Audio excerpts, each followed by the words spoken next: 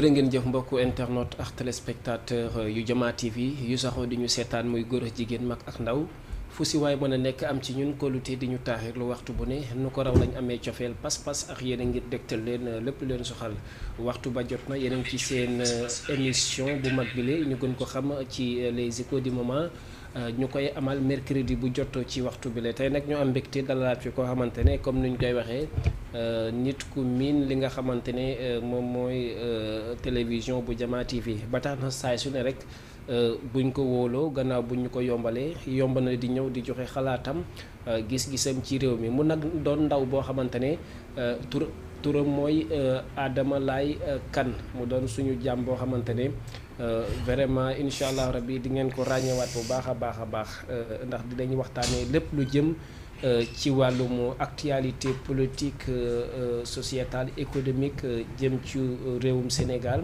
rawatina nag actualité politique bi nga xamante ne vraiment jamono ji maanaam lu jare mën a waxtaanee la ak penco moom nag nekk ndaw boo xamante ne moom moo jiitee jeunesse bu réew mi bi nekk ci Wakaam nga xamante ne ci mouvance bi ñu passé ñu ngi doon dem ci bannièru Idrissa Seck di 2024 ba tax na dañ koy jox maanaam kàddu gi mu nu yox mbokku téléspectateurs yi koy seetaan ci Jama TV laataa ñëw wéyax waxtaan bi Adama Laye Kane ñu ngi lay ziare yaa ngi ci biir Jama TV.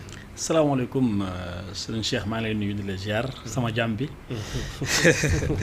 donc di kontaan bu baax ci invitation bi encore di bëgg bu baax di nuyu waa Sénégal yëpp di la ñaanal ñëpp jàmm macha allah. ok émission bi tamit c'est de l'interaction mën ngeen woote ci 78 116 82 38 78 116 82 38 yéen tamit ngeen wax ci li nga xamante ne mooy seen gis-gis ci actualité réew mi mais pour première question avant ñuy aborder naka climat bi tàngoor bi wala seddaay bi wala noo gisee climat bi ça va. climat bi moom mën nañu wax ni en ce moment tàngul seddul. waaw day varier rek quoi. waaw day varier rek mais ñu ngi sant yàlla bu baax. kon daal vous êtes porte mun nañ jàpp ne loo fi wax daal ci sa coobare bopp la. dañuy bañ après nga ne dama tàngoon wala dama seddoon. non même pas même pas. on va attaquer justement l'actualité sénégalaise tey les tenants du pouvoir mooy le président de la République monsieur Bassirou Diomaye Faye ak ki nga xamante ne mooy ay ministres am. daal dinañ commencer mais nga demoon élection yàlla def nga génn ci alhamdulilahi rabbil alamin ak Idrissa Seck tey boo ñuy defal njàngat balaa ñuy ñëw ci yéen depuis le pouvoir bi ñu installé ban njàngat nga ci am selon seen doxalin da ngay bokk si ñuy wax ne pouvoir bi maanaam liñ digge woon duñ ko jëfe wala da nga jàpp ne liy xeeñ daal togg gi neex na. non neexagul parce que mun a wax ni dafa neex parce que boo nekkee sénégalais. nga gis li nga xamante ni mooy promesse yi nga xam ne defal nañ joxoon nañ ko sénégalais yi. par rapport ak ñoom dañu wax ni mën nañ ko doxal. donc nga gis lii depuis 2 mois bientôt 3 mois. doo yuuxu mais nga xam ne carrément des na. des na ba nga xamante ni sur le plan social. courant bi. ñëpp gis nañ ne yokk na parce que ñuy utiliser Wi-Fi xam nañ baax li may wax. dund bi yokk na parce que ceeb ak yu muy àndal yooyu yëpp yokk na si diggante bi. kon jusqu'à présent gisaguñu benn mesure boo xam ne rassuré nañu. en tant que citoyen ñu mën a wax ni. donc lii mi ngi dox wala lii doxul. donc sur ce plan moom ñu ngi déglu ba léegi quoi. On va juger ça de l'incompétence ou c'est le pays qui est déficitaire?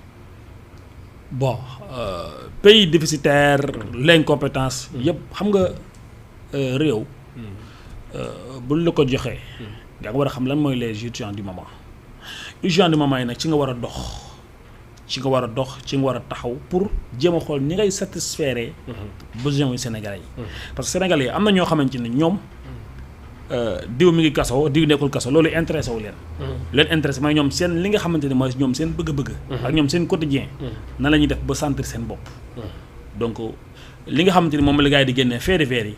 wax dëgg yàlla am ñoom intéressé wu leen. ok c'est ça ma parole. dafa am benn révolution politique bu nit ñëpp noté depuis 2021 mooy l'impatience de la jeunesse sénégalaise ci côté maanaam attente politique.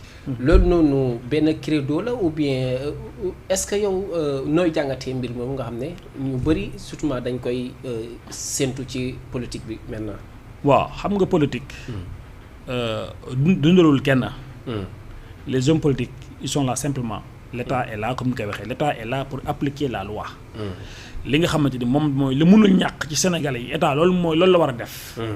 fexe ba sénégalais yi jàng fexe ba sénégalais yi faju fexe ba sénégalais yi am tali yu baax fexe ba sénégalais yi am transport yu baax fexe ba sénégalais yi maanaam am dund bu ñoŋ mais di état mooy jël alal la bu fekk sénégalais yi di leen jox xaalis mais da leen di won yoon bi day fexe ba Sénégal am environnement boo xamante ni nit ki mën nga fi mën a liggéeyal sa bopp xam nga formation ak yu mu àndal kon donc les Africains lu tax ñu am impatience mooy dama gis ne ndaw ñi da leen di nax parce que ndaw bu amul xam-xam maanaam jàngul amul formation amul tamit li nga xamante ni mooy ku ko mën a orienté ci lenn ndaw boobu noonu nga gëmloo ko changement day boo buñ changé léppay baax mu ñëw ànd ak yow ci loolu parce que boo xoolee dëkk Afrique yi ngi yëpp loolu moo leen dal su bu exception bu Sénégal parce que ñëpp dañoo surtout li ñuy campagne par rapport affaire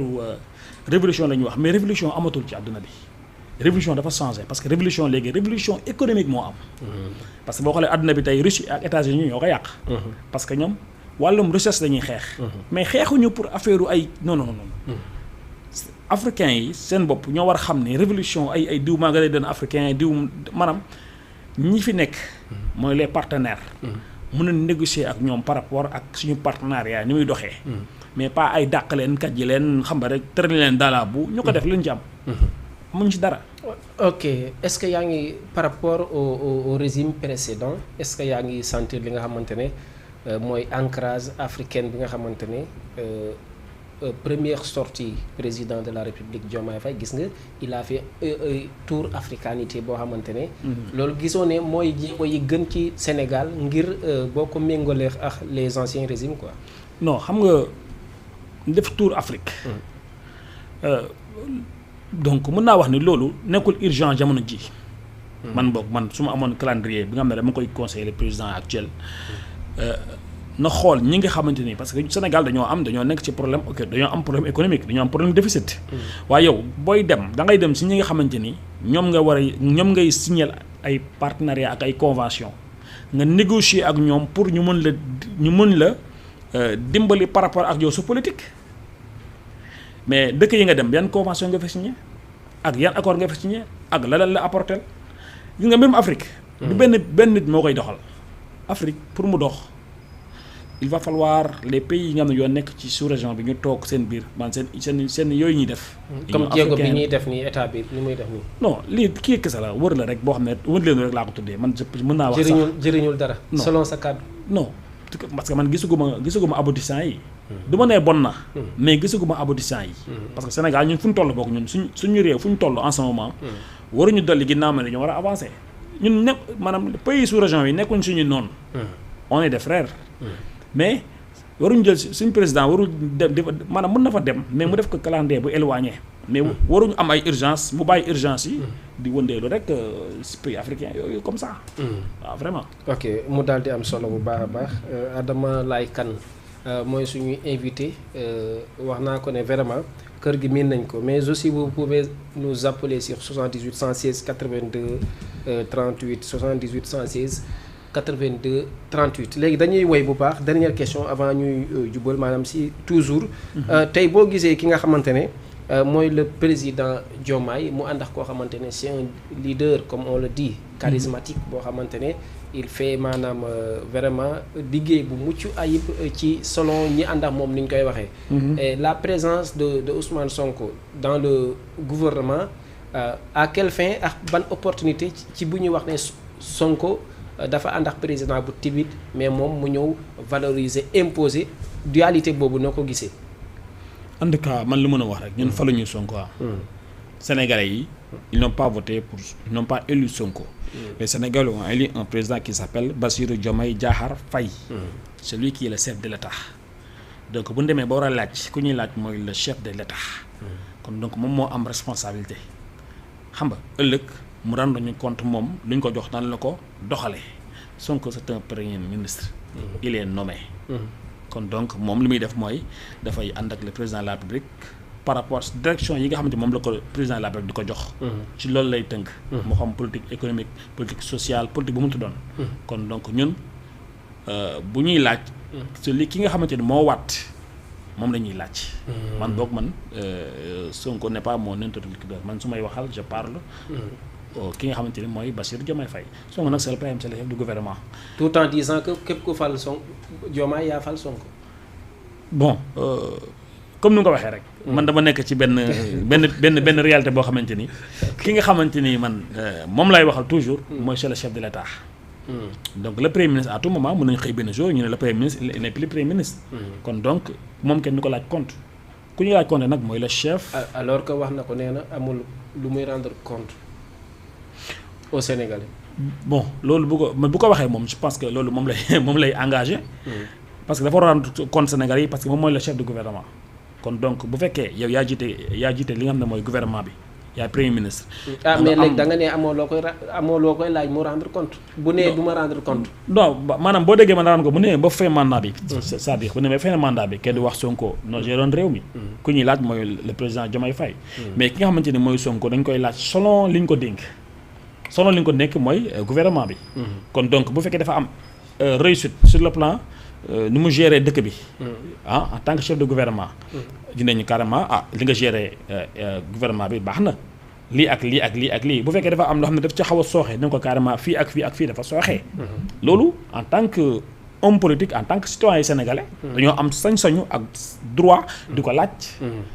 léegi ni gars yi wax fàttali parfois dañuy fàttali. ok léegi merci beaucoup ci réponse yooyu ñu jógee ci ñaari assises. de la presse jóge nañ fa. jóge assise de la justice. ñaar yooyu bëgg nañ ci sa njàngat mais d'abord assise de la presse yi nga xamante ne teewoo fa mais amoon ngeen fa ay leaders. notamment est-ce que demoon ngeen wuyu ji yéen. assise de la presse je pense que c'est pour assise de la justice. waaw assise de la justice je pense que c'est pour la justice. je pense que am na assise yoo xam ne amoon na fi am na yi nga xamante ne dañ ko bindoon je pense que man bu doon sama sago yooyu dañ ci waroon focaliser wu rek continuer quoi. jamono ji nii dama jàpp ni c'était même pas l'appel ñuy def ay assises. mais dam lay laaj yow li ngay wax est-ce que gëm nga ko trop li ngay wax nii politique a tax nga koy wax. mais non di question gëm naa ko parce que ama tax. vu les urgences. vu fu ñu toll. est-ce que amoon nañ temps di def ay assises. nga justice. dafa nekk loo xamante ni tout n'est pas parfait. xam nga. li ko gars yi waxee nul ne peut valoir. sa propre am na ñu koy waxee expression bu ñu koy waxee. waaw donc loolu noonu. pour nga justifier carrément justice bi dox na wala doxul. je pense que am nañ justice bu baax parce que on a de très bons magistrats. am nañ parquet bu baax. bu fekkee dafa am li ñu war a changer. parce que dañu war a xaar ba au moins ñu def 1 an. bu ñu defee 1 an. ñu soog a woote dialogue boo xamante ni. fekk élection législative yi jàll na. xam nga ñu xam fu ñuy féete. parce que dialogue d'abord man bu doon sama sago sax ñu def dialogue politique d'abord. dialogue politique. mais bu ñu defee dialogue politique te kii àtte woy politique yi maanaam doxut. loolu est-ce que tamit. waaw xam nga dialogue de la justice bi boo xoolee. am na ñoo xamante ni d'accord ñu forme bi mu doxalee. bu ñu ko doxalee. parce que dafa am des éminents professeurs yu xam wàllum yoon. am ay comme juge dem kenn invité wu ko. ak ñeneen ñoo xamante ne vraiment am nañ ci kàddu te mën nañ ci doxal mën nañ ci am seen kàddu kenn invité wu leen. donc du ma tudd ay tur ñoo xamante ni xamuñu lañ mooy justice xamuñu yoon ñu invité leen ñuy dogal ci turu Sénégalais yi. ak yoon nu mu ak yoon nu mu nekkee li nga xam ne dafa sérieux. man tey aw ma place foofu parce que man maîtriser wu ma li nga xam ne mooy justice. mais am nga ci xalaat quand même. xalaat xam nga am xalaat at xam bokkul. am xalaat xam bokkul nit ki mën nga am xalaat mais est-ce que xam nga ko xam ko def ko ñàkk koo xam def ko xam nga nit ki lépp looy def da nga ko war a xam loo xamul jarul nga ciy wax wala nga ciy insister di ci dem nit ki waxal fi nga mën a yem. ok tout à l'heure da nga ne nul n'est parfait yaa ko wax léegi ci imparfait boobu noonu pour yow régime précédent lan moo nekkoon des imparfaits yoo xamante ne moo waral assises yi pour yow parce que am nga gët tamit di xool xam nga li fi jot a xew. waaw mais xam nga tey Sénégal bu ñu waxee justice bi dafa am crise souvent gars yi lu ñuy laaj mooy politique les politiques homme politique bi yi nga xamante ne dañoo am problème ci wàllum yoon bu leen yoon favorable rek ñu ne Sénégal amul yoon te pourtant chaque fois ay milliers de dossiers ñu ngi ci tribunal ay sénégalais bëri ñu leen di àtte di leen tëj am na ay entreprise ak ñeneen ñoo xamante ñi ngi dem ci yoon ñi ngi am dëgg ñi ngi leen di kii ñi ngi def ay appel te yooyu noonu kon donc yoon nekkul xam ne dafa parfait mais bu fekkee yow c'est intérêt la rek buñ la laalee rek nga ne dëkk bi amul yoon boo amee dëgg nga ne dëkk bi am na yoon kon donc à la fin mën nañu wax ni les hommes politiques ñooy ñi nga xamante ni ñoo yàq yoon bi maanaam li nga xamante mooy wàllum yoon hommes politiques yi ñoo ko yàq parce que ñoom rek ñoo fi yëngal ci wàllum yoon am na Sénégal yoo xamante ni ñi ngi am problème ci wàllum yoon malgré ñi leen di xañ seen ñi ngi leen di xañ ñoom seen droit mais dañ ciy topp ba sës ba yàlla dimbali leen xam nga parce que nul n'est parfait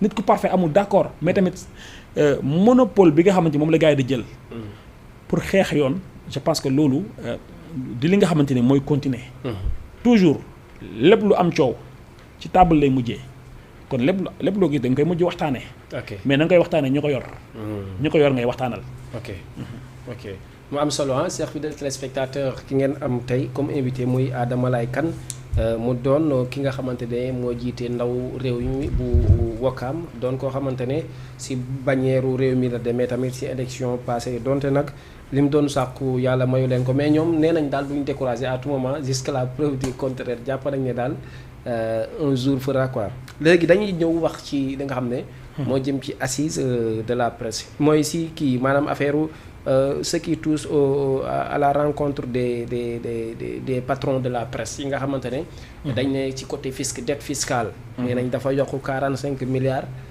deuxième chose ñu ne RTS amal na nguur gi 5 milliards ni ñee koy wax troisième chose Maïmouna Ndour Faye am 45 millions El Hadj Ndiaye génn ne na ñëpp dem fay parce que yoralul kenn ba muy dem seeti Macky tamit dafa bëggoon rek jàppale leen léegi est-ce que gisoo ko ne Diomaye bale bi mu yoroon bi muy ñëw au pouvoir que ne dikk nañ ci bale boobu parce que Sonko nee na 2 mois de balayage lay def notamment certains diront que li ñuy dugg ci yenn actualité secrète yi ñuy dugg di wax ci affaire armée bi moo tax ñu bëgg leen teg pression ñu fay fisc ou bien yow da nga gis ni daal Macky lam leen mayoon Sonko parewul pour may leen ko notamment le président Diomaye.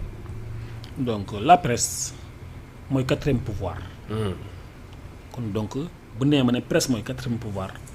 man dama gëm ne presse kenn war ko néewal doole parce que ñoom tey ñu fi toog. bu fekkee tey jot nañ nguur gi ci mën naa wax ni presse bi joué na ci rôle bu am solo kon presse même bu fekkee dafa am li nga xamante mooy problème fisc comme ni ñu koy waxee parce que man dugguma ci seen mbir ba xam man li ma gëm mooy médiation waxtaan parce que la presse d'abord est-ce que ñoom parce que presse bi amuñu xaalis dañu wante dëgg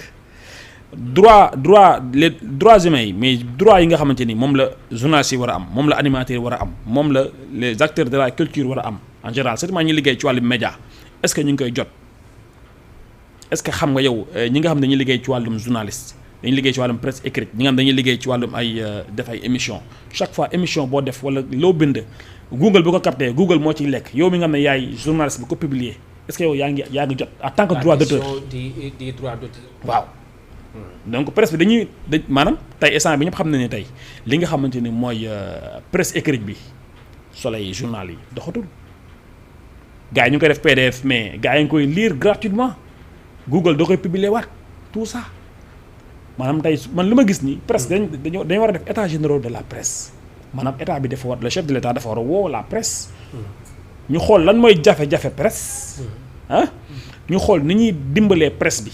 du ma nee duñ fay war nañ mën a fay fisc mais ku amul ressource nooy fayee ay milliards. kon da nga yow bu ma déggee ci sa médiation dafa inclure secteur privé ak secteur public. la médiation da nga bëgg mu concerner. li nga xamante ne mooy la presse privée ak public parce que bu dee une médiation générale médiation foo ko déggee Sénégal pour ñu baale la baal ma jox question bi médiation foo ko déggee Sénégal pour ñu baale la mais est-ce que vous accepterez à ce que RTS 5 milliards mu nax saay waaw RTS état ko moo ko yor parce que déggoon naa sax gars yi expliqué ñu ne réforme yi nga xam ne moom la gars yi proposé woon RTS dafa nekk ci état kon RTS li nga xamante ni mooy droit publicitaire yi nga xam ne da nga koy jox RTS ak yeneen yi da nga koy tegg ci RTS jox ko les chaînes privées am na yenn subvention yoo xamante ni parce que boo xoolee RTS état ko yor. état mooy génne ay milliards ko jox kon RTS warul am problème fay fisc parce que état moo ko yor xam nga. parce que ça fait partie de l'état. RTS APS Soleil. donte problème ay tax a am bor. donc ñoom seen liggéey yëpp état la. donc boo xoolee tey ñu gën a sonn mooy ñi nga xamante ni mooy la presse privée bu ñu waxantee dëgg presse privée mooy ñoo gën a souffrir parce que ku mel ni yow ku mel ni man ala keneen ñooy am seen alal daal di ubbi li nga xamante ni mooy. seen groupe de presse. xool ay ndaw yu qualifié yi génn yu soog a génn CESTI wala yu soog a génn si benn centre de formation boobu day former ay journalistes ñu jël leen kon dañoo créer emploi. kon tey tëj presse tey instant bi da ngay indi li nga xam ne mooy chômage te loolu du solution. je préfère ñu def benn médiation. xool problème presse bi même bu fekkee dañuy fay par moratoire. mais moo gën ñu leen di topp parce que bu mu bëggee xaalis rek. fekk état dafa bëgg li nga xamante ni moo di li nga xamante ni mooy alal rek je pense que war na mën a xool yeneen secteurs yi. nga xamante ni da nga jàpp ne fekkul ci gafa gi dara moo tax. bon fekkul gafe gi dara moom loolu moom man du ma ko wax. parce que bu doon fekk foon dara. dama dégg nga ne bu dee amal fekk bu dee bëgg xaalis moo tax.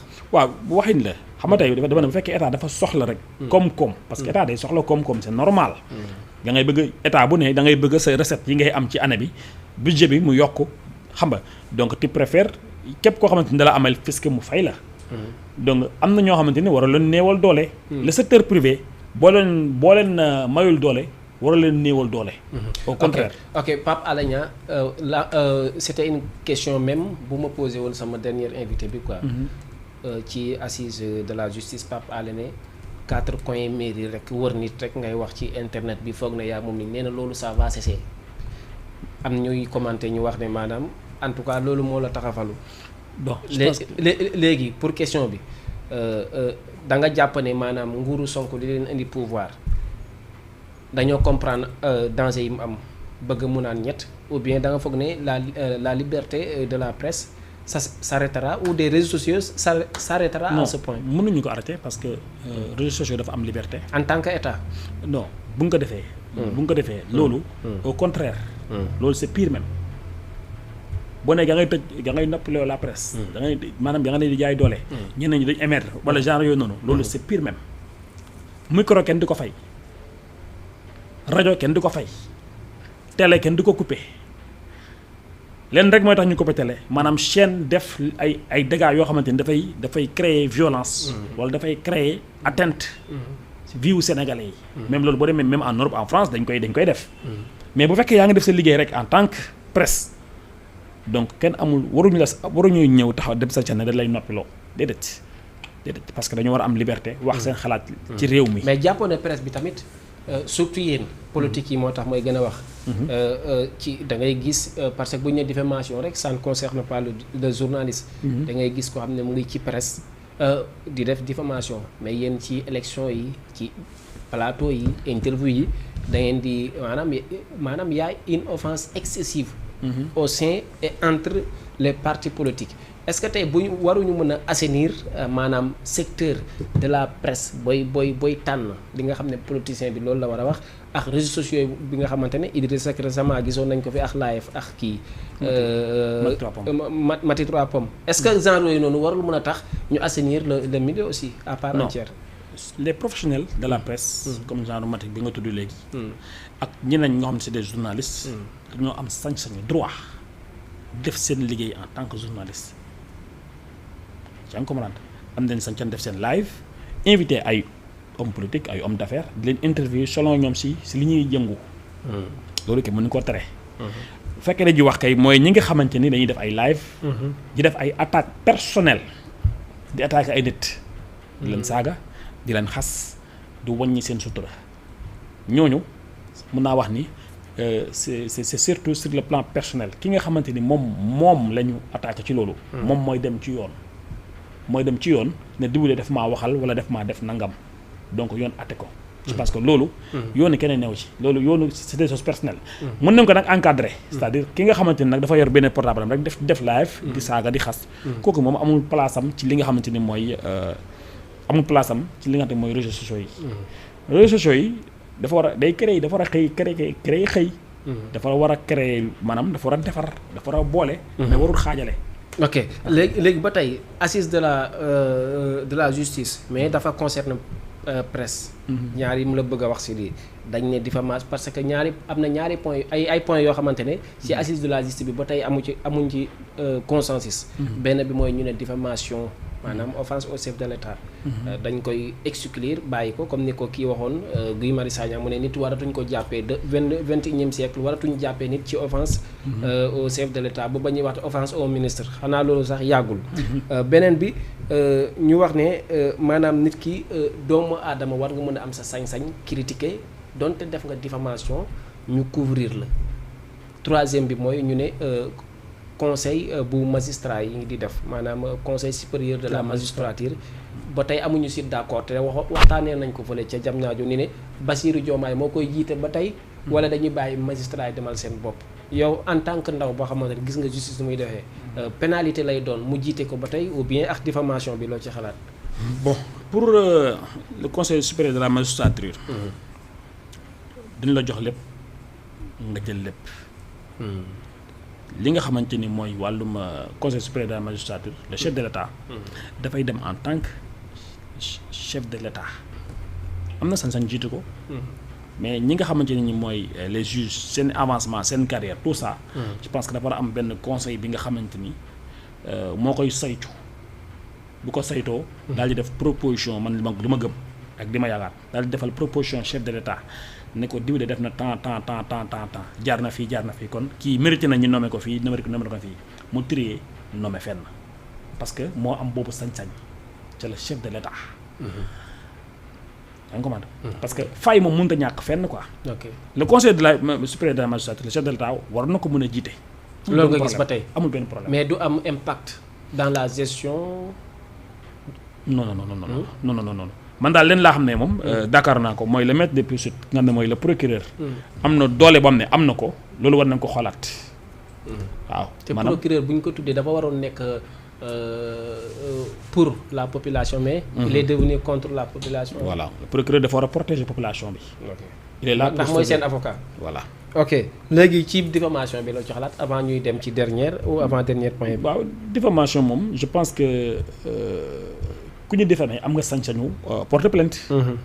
parce que nit tamit bu la waxee lee dara. te yow di la waxal doon xam nga ni carrément dëgg. te day taq. lay topp. sa giru dund. je pense que am nga sañ-sañu ku la ko waxal ngeen dem ci yoon. kon nañ ko fi bàyyi ba tey. nañ ko ci yoon mi leen rek laay condamné mooy diffamé waruñu si tëj nit ferme. mën nga am sursis yooyu quoi mais kaso moom pour diffamation mais sursis am na ñu ko jàppeewul tëj. waaw sursis moom est-ce que am na benn impact sax sursis. non diffamation man waruñu si tëj nit leen daal laa xam ne daal dama koy bañ. mais war nañ si amende nit. war nañ si mën a amende nit. waaw pour donner une bonne leçon par rapport à ce comportement. Der maanaam tey est-ce que am nga yaakaar ne ndaw actuel régime bi wala sénégalais bu bees bi ñuy wax population bu bees bi. comme projet bi gars yi jaay ne woon nañ am nañ projet. malgré que FMI nee nañ defaree waat seen projet bi ñu ne 2025 la ñuy pare. politique Sénégal la daal. léegi Aïda Mbodj li jëm ci DER. nga xam ne maanaam day financer ndaw ñi. nee na dafa fekk benn gap bu important ci côté dette. mu ne képp koo xam ne lekk nga xaalisu askan bi ñu fayoon la. ay partisans ou pas dina la poursuivre.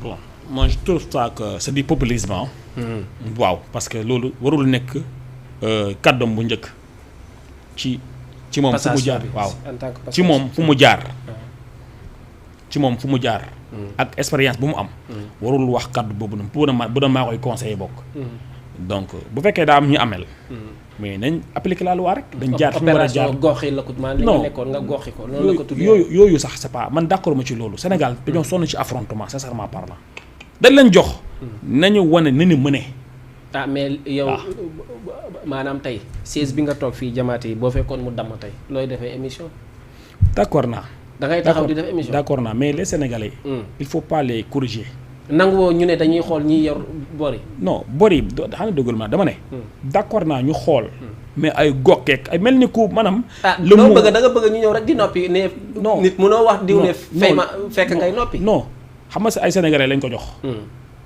xamuñu sénégalais yi xamuñu am ñoom ne duñ nen xamuñu am ñoom ne ñu ngi ci ay difficulté xamuñu fu ñuy jaar xamuñu ci li nekk xam nañ ko kat waaw xam nañ ko kat parce que directeur j'oublie la direction benn directeur ñu ne ko financement yi nga joxoon ndaw ñi mu ne ñoom ñëpp ñu ngi ci géej gi.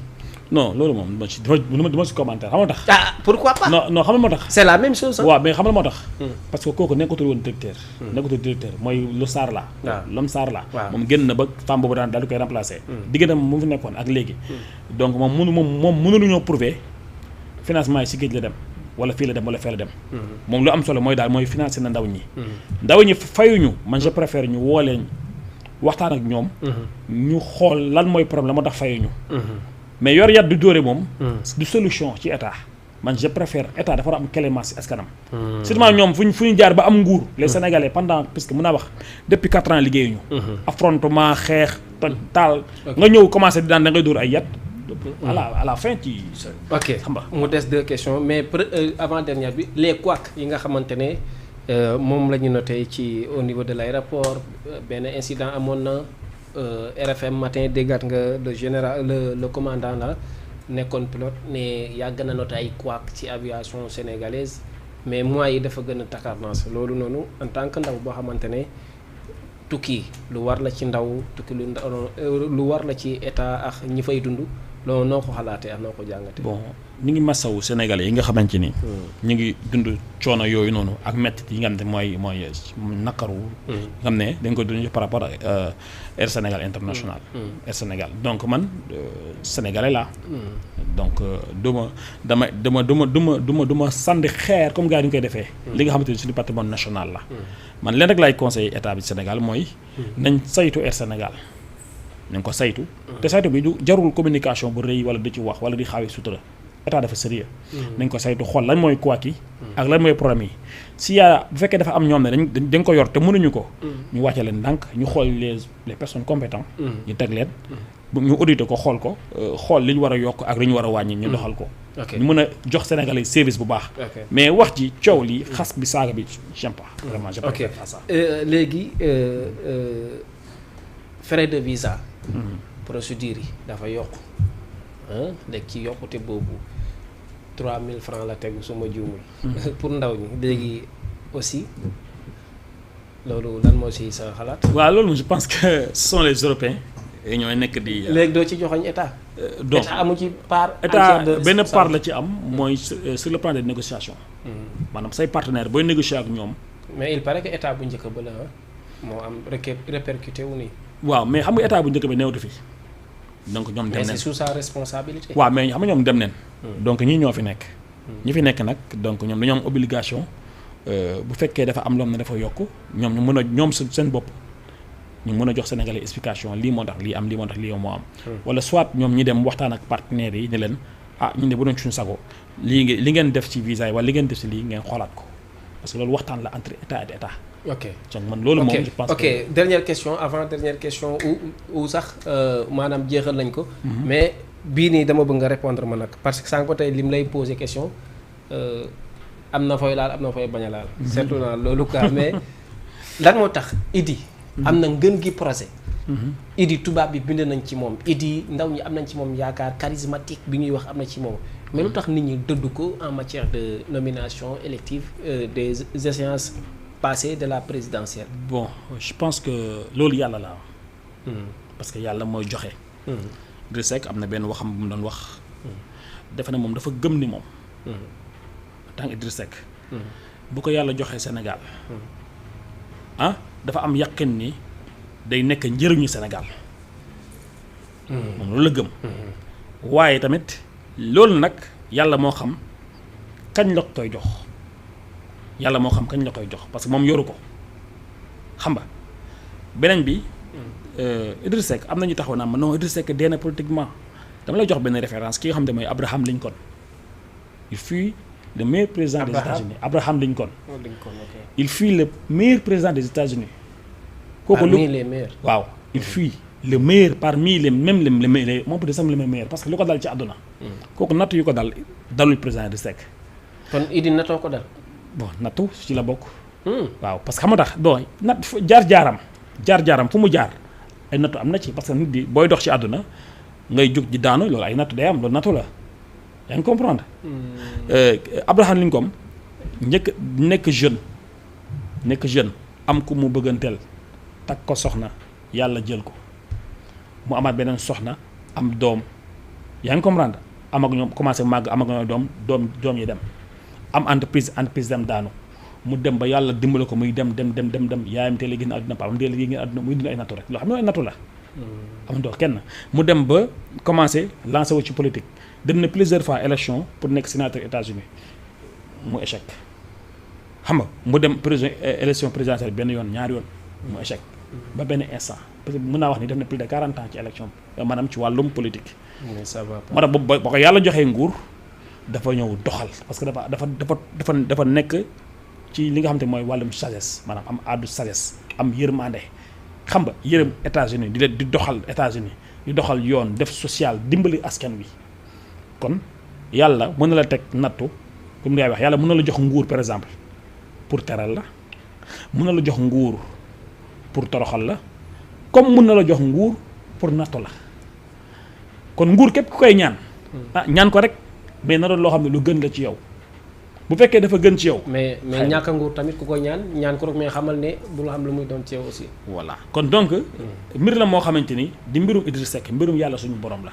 nekk tant que yaa ngi dund. bul ragal dara.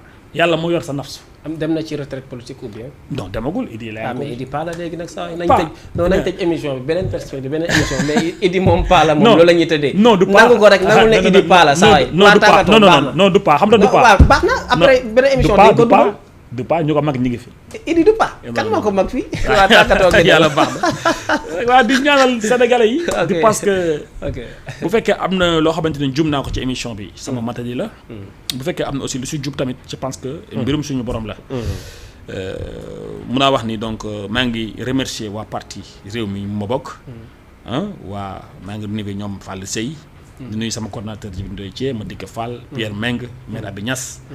ñoom maire Ami Faye ñoom maire Khady Sarr ñoom ñi nga xamante ñoom Mamadou Koulibaly waa SDD yi maa leen di nuyu bu baax ñoom Mama Tene ñoom maire Abi tamit ñu ngi koy nuyu maire Abi Niass waaw di nuyu ki nga xamante mooy mi ngi depuis Arabie Saoudite sama frère mi ngi Arabie Saoudite dafa dem ak ci Ayib yóbbaale Pierre Mbeng waaw borom débat yi bëggoon naa mu woote sax mais mooy loolu quoi Ayib maa ngi koy nuyu bu baax di ko wax mu ñaanal réew mi donc ak ñëpp ñoo xamante ni ngi nekk ci parti réew mi ak sénégalais yëpp yi nga xamante ni ñi ñuy jàppale duñu ñaanal di nuyu nag sama kër mooy waa kër Seydina Limam di nuyu ñëpp vraiment di leen ñaanal bu baax a baax. kontaan nañ seen fidèles téléspectateurs et internautes de la chaîne fi nga xamante ne moom mooy Jama TV di am mbégte ci yéen bu baax a baax di nuyu suñu directeur général comme ni ñu koy waxee moom mi ñuy wane askan bi Bari ñu ngi lay nuyu bu baax a baax l'homme fort Bari on vous salue 1000 fois vous et votre frère là déjà ñu ngi lay nuyu bu baax a baax di nuyu tous les téléspectateurs et téléspectatrices de la chaîne Jama TV di leen di jox rendez-vous ba beneen yoon incha allahu rabbi à tout à l'heure merci beaucoup on est content à la prochaine fois.